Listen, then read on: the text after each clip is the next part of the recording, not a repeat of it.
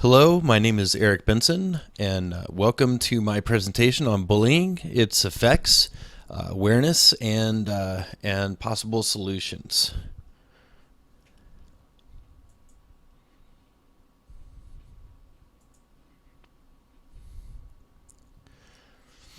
So, when we start talking about bullying, we need to understand specifically what we're talking about. According to the government website stopbullying.gov, bullying is defined as any unwanted aggressive behavior involving a real or perceived power imbalance.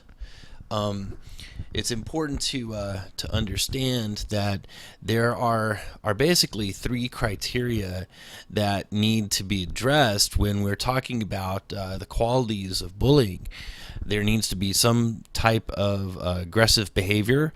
There needs to be a power imbalance.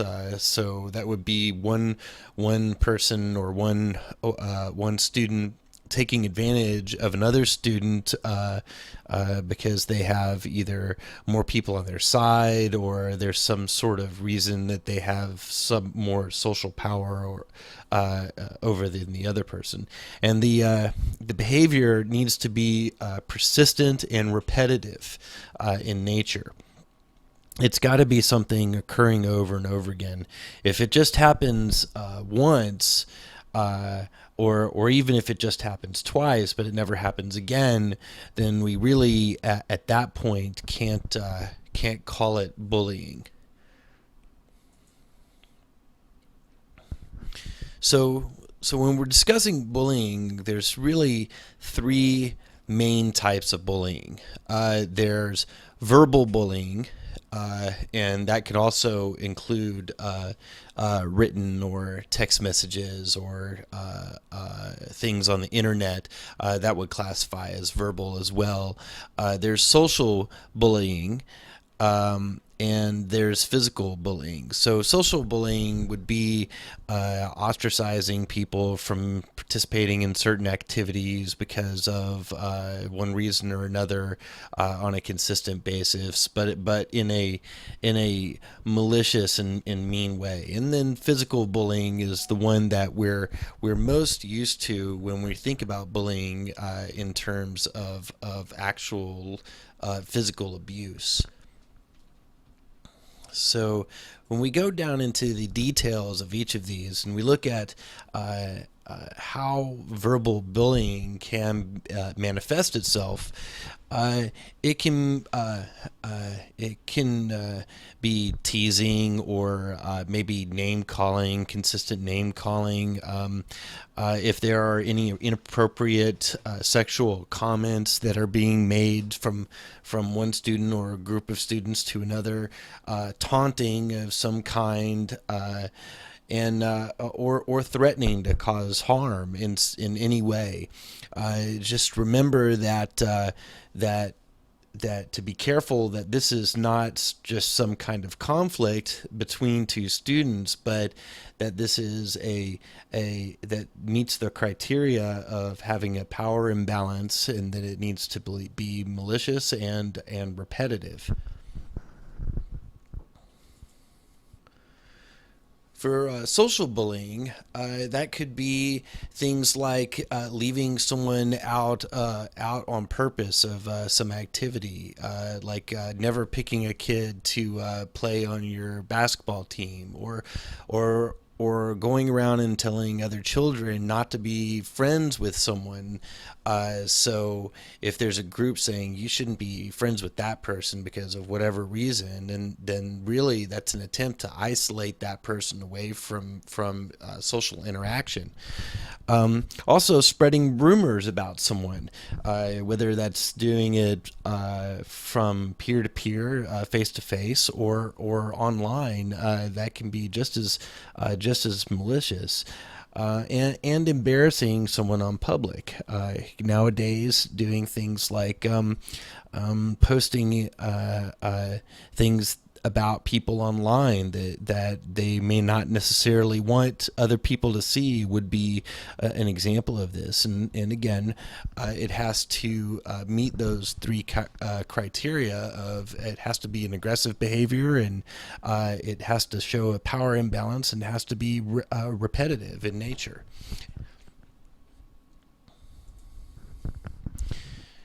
When we're talking about physical bullying, this is the more obvious: hitting and kicking and pinching, people spitting on each other, or maybe if someone was walking by and they stick their foot out and trip them, or I know when I was in grade school, the popular kind of bullying was to step on people's heels and try and pull their shoes off,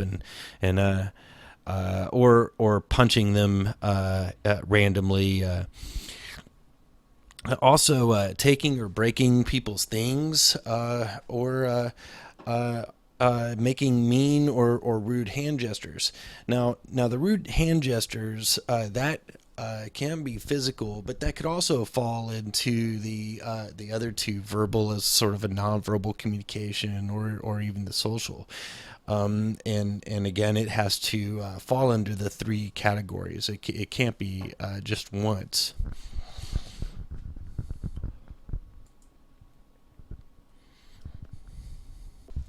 According to teachingtolerance.org, there is a strong correlation between the bias of a person and bullying.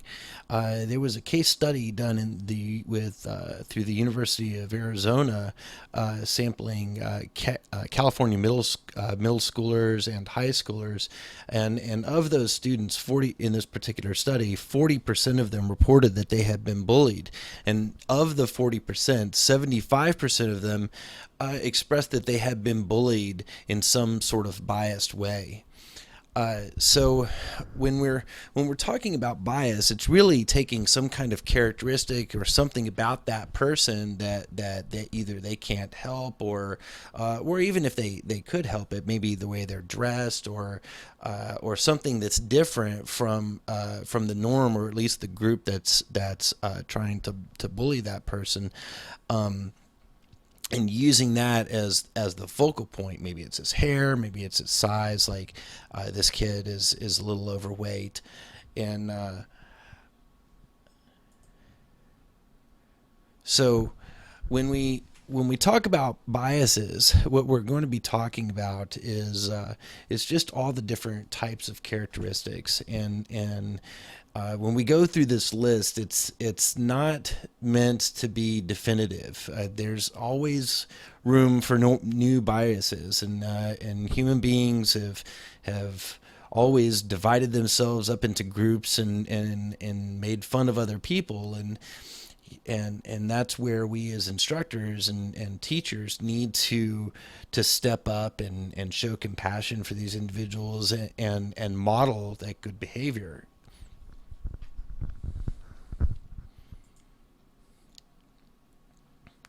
So the first kind of bias that shows up, that most of us are used to because of historical reasons, are race, and that had shown up in the past with some of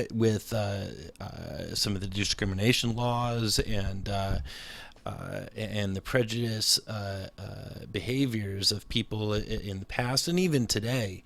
But if you look in schools today, and at least most of the schools that I have been in, there's still a tendency for races to divide and group amongst each other, and not really mix, even though they're all going to the same school.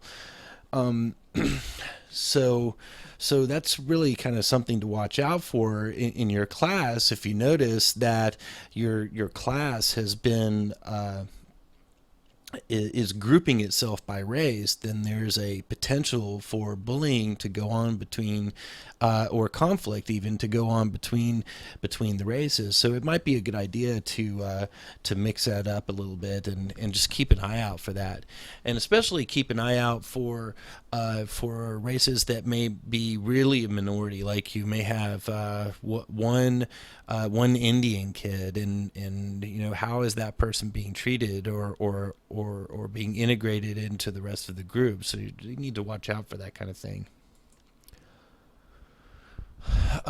One thing that is comes up, especially now, is the immigrant status, and here's an area that a lot of prejudice and a lot of discrimination can really manifest itself in some bullying, because even though this is a controversial issue, and it really doesn't matter what side of the fence you fall on, we have to remember that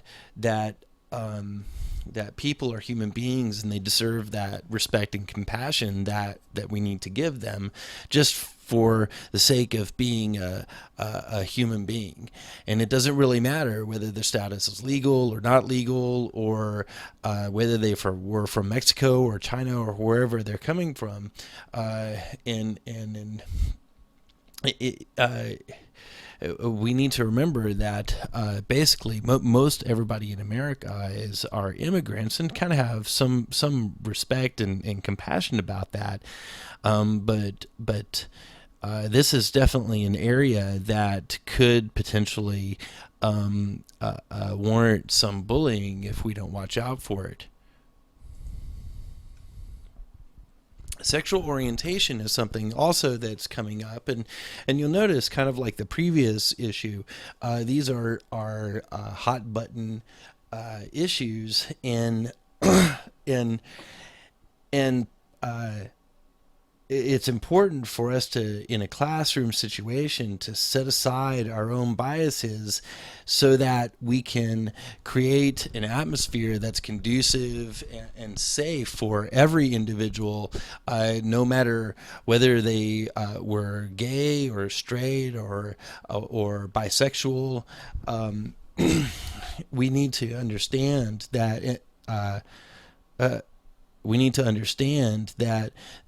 just because we might have certain feelings towards of whether you personally might feel like that's an okay thing or not okay thing, that they still have a right to be there and to have a safe environment.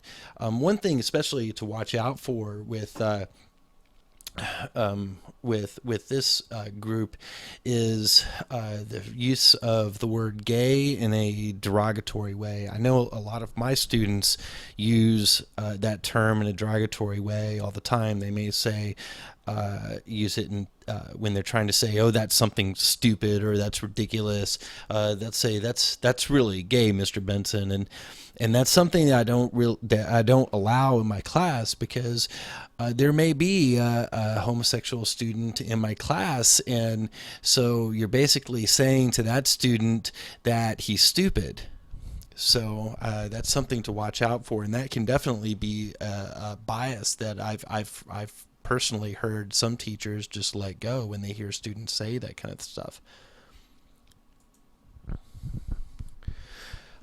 Religion is one of those topics that we really don't talk about, and as far as we don't like to touch. And I know that religion, if you are part of a majority culture, or you're part of a majority religion in an environment, it's hard to understand what kinds of discrimination or bullying or prejudices that you may experience.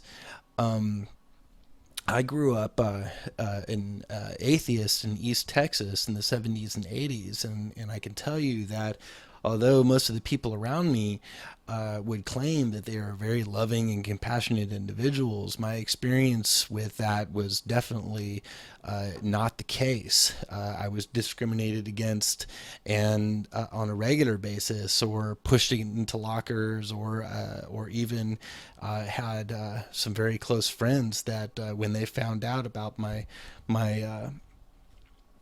religious status, they not only decided not to be my friends anymore, but then they would let other people know, and then again trying to isolate me, and giving other people an opportunity to pick on me or bully me. So just because someone may believe something different from you, whether they're Jewish or Muslim or atheist or whatever religion or lack of religion they may be, again, we need to